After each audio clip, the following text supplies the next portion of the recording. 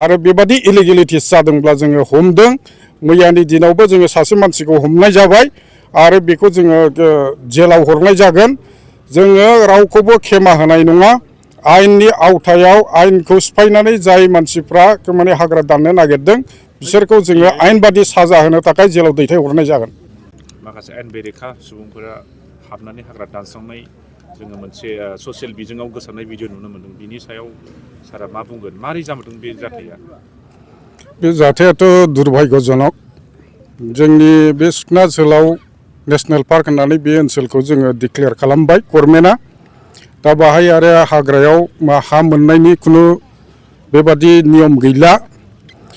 एपारेट आयेन बादियै जोङो जेसेबांखौ होनांगौ बे मथे मोनथावथाव मोनथायखौ जोङो होनानै होबाय। दा बिनि बादै बे एफआरए आयेननि बादै बिनि बे रुल्सखौ सिफायनानै जोङो सोरनोबा गोदानै हा होनो हाया।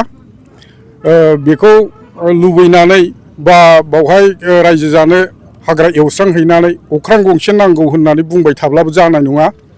मानसिया माने जोंनि सुबुंफ्रा बुजिनांसिगोन। गोदो जोंहा माने हाग्रा सिफायनानै बर' हारिया माने रायजो जानायनि मोनसे DNA दङ। बे DNAखौ दा 21st सेन्चुरियाव जोङो सोलायनानै लानांसिगोन। जोङो बुजिनांसिगोन जे हाग्रानि सायाव जोङो निस्थुर जानो नाङा।